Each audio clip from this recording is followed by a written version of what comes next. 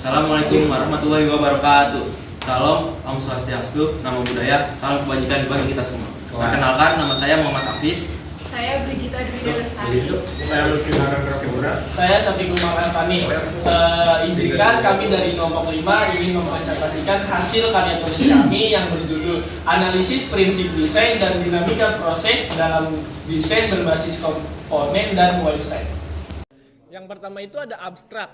Kajian ini akan membahas tentang analisis dinamika proses desain dengan pendekatan berbasis komponen dan prinsip-prinsip desain yang efektif dalam mendesain website. Menurut artikel efektivitas dan fleksabilitas, penggunaan Figma untuk desain UI UX, penggunaan alat desain berbasis web seperti Figma memungkinkan desainer untuk bekerja secara kolaboratif dan real time.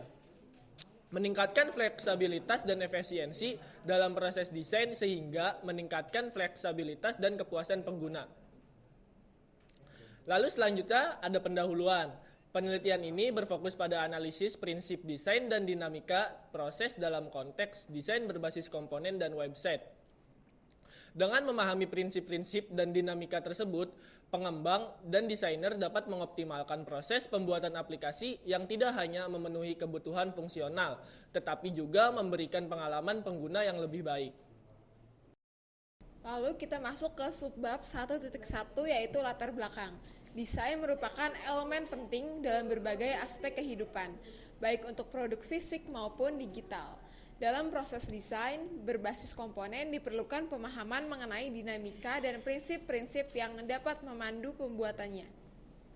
Sementara itu, dalam desain website, prinsip-prinsip efektivitas dan kemudahan navigasi menjadi kunci keberhasilan interaksi pengguna.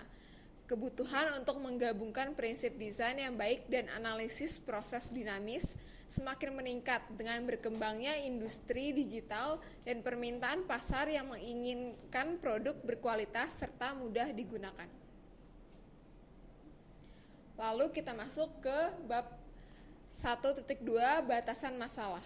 Di sini kita membaginya menjadi 3 batasan masalah. Yang pertama, analisis proses dan dinamika desain berdasarkan referensi yang ada.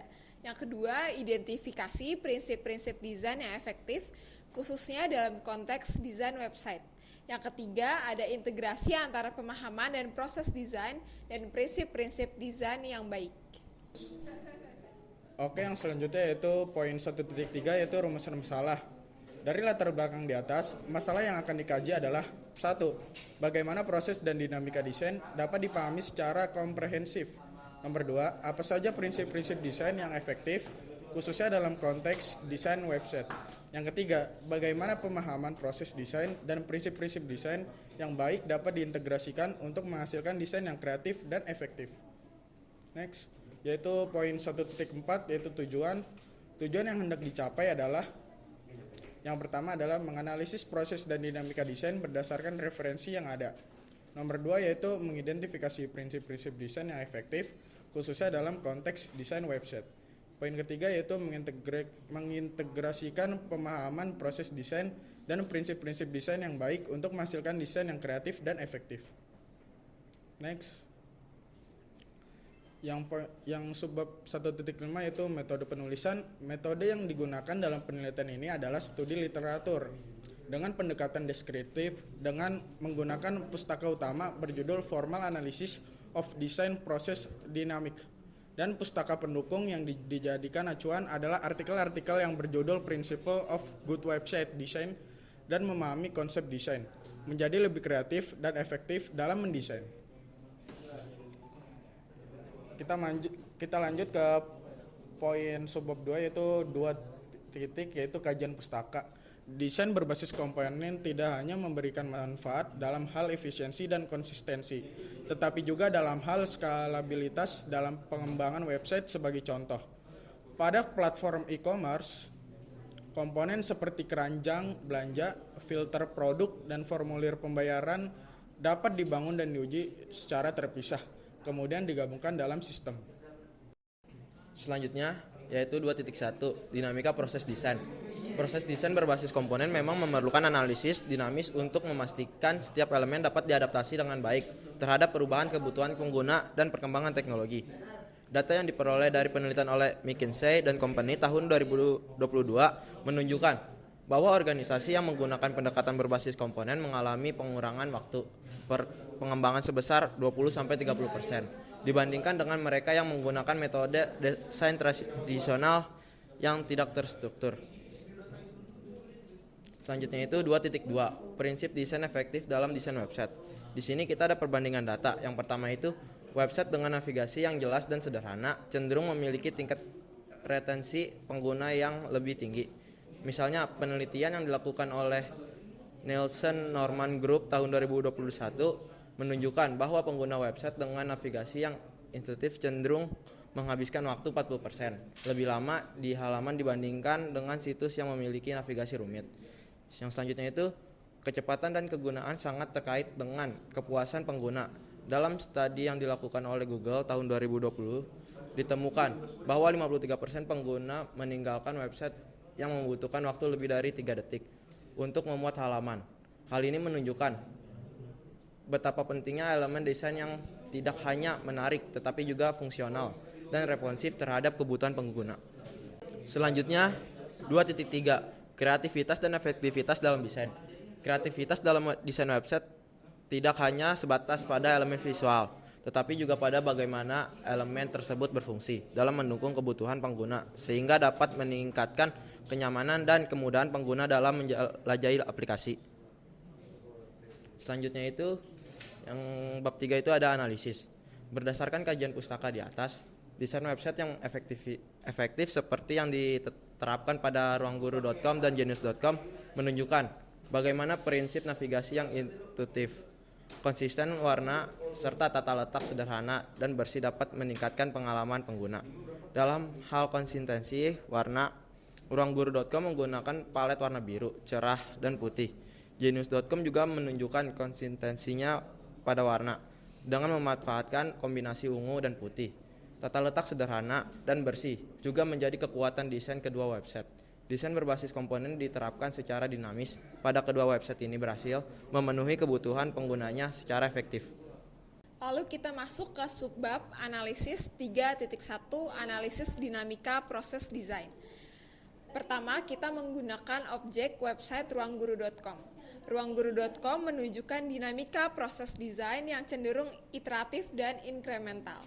Lalu objek yang kedua ada website zenius.com. Website zenius.com cenderung menunjukkan dinamika proses desain yang lebih terfokus pada keseluruhan arsitektur website. Subbab 3.2, analisis prinsip desain website yang efektif. Di sini lalu ada tabel yang menunjukkan perbandingan antara aspek objek 1 dan objek 2 yaitu website Ruangguru dan Zenius. Di sini pada poin pertama ada dinamika proses desain.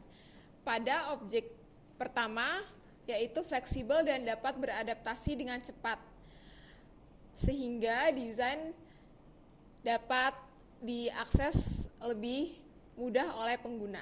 Lalu pada objek yang kedua di website zenius.com yang lebih sederhana dan berfokus pada pembaruan tetapi lebih minimalis dan tidak terlalu dinamis. Di sini ada poin kedua yaitu prinsip desain yang efektif.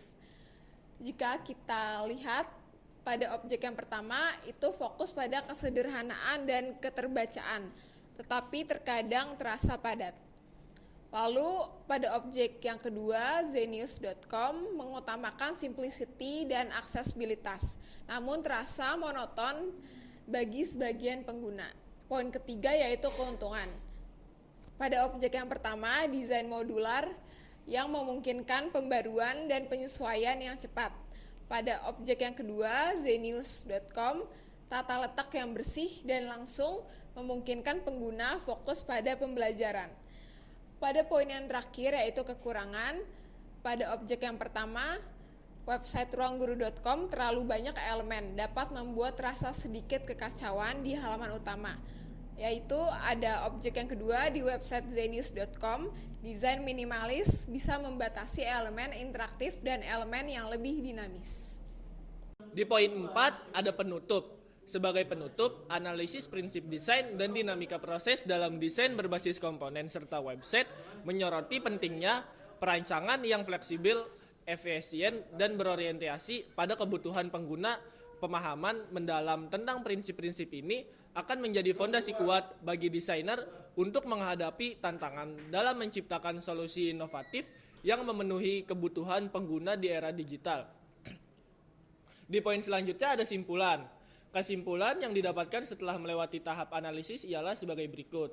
Yang pertama ada prinsip desain website yang baik meliputi tata letak yang sederhana, navigasi yang intuitif, dan pemilihan warna yang konsisten. Lalu yang kedua ada proses desain berbasis komponen yang dinamis, membuat desain yang lebih fleksibel. Yang ketiga ada desain yang efektif dan kreatif, harus mempertimbangkan kebutuhan pengguna yang diperlukan. Di poin 4.2 ada saran. Saran yang dapat diberikan adalah diperlukan penelitian yang lebih lanjut untuk mengidentifikasi cara terbaik dan dalam mengimplementasikan prinsip desain yang efektif pada berbagai jenis produk digital. Selain itu, pendekatan berbasis komponen dapat diperluas ke ranah lain di luar desain website untuk melihat efektivitas dan fleksibilitas dalam konteks aplikasi praktis lainnya. Tata pustaka yang kami pakai untuk menulis karya tulis ilmiah kami. Sekian dari kami. Kurang lebihnya mohon maaf. Assalamualaikum warahmatullahi wabarakatuh. Terima kasih.